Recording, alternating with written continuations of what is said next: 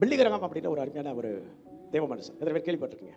பில்லி கிரகம் இந்த நூற்றாண்டிலே நம்ம வாழ்ந்த காலத்திலே வாழ்ந்த ஒரு தேவ மனுஷன், ஒரு அற்புதமான தேவ மனுஷன்.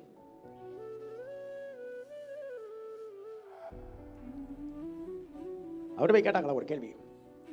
என்ன கேள்வி கேட்டாங்களா? ஐயா, நீங்க பரிசுத்தத்தை பத்தி என்ன சொல்றீங்க அப்படின்னு ஒரு கேள்வி கேட்டாங்க.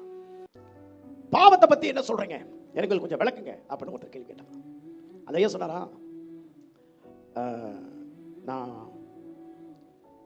என் வாழ்க்கையில முதல் பார்வை, இரண்டாவது பார்வை என்கிற 2 பிரமாணங்களை வைத்துள்ளேன். முதல் பார்வை இயல்பானது, இரண்டாவது பார்வை சாத்தானுடையது. நான் இரண்டாவது பார்வையை தவிர்க்க விரும்புகிறேன் என்று அவர் சொன்னாராம். அதை கேட்டவர்கள் சொன்னார்களா, ஏன் நீங்க பேசுறது எங்களுக்கு புரியல? அவர் சொன்னாரா, எனக்குள்ள பரிசுத்த தேவன் குடிகொண்டிருக்கிறார், வாசமாயிருக்கிறார். நான் பரிசுத்தத்திற்காக அழைக்கப்பட்டிருக்கிறேன். ஆண்டவர் என் மேல நம்பிக்கையா இருக்கிறார்.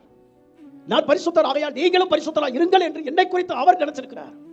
இந்த சிந்தனைக்கு இடையிலே நான் அசுத்த சிந்தனையை உடையவனாய் இருப்பேன் என்று சொன்னால் எனக்குள் தேவன் எப்படி வாழ முடியும்?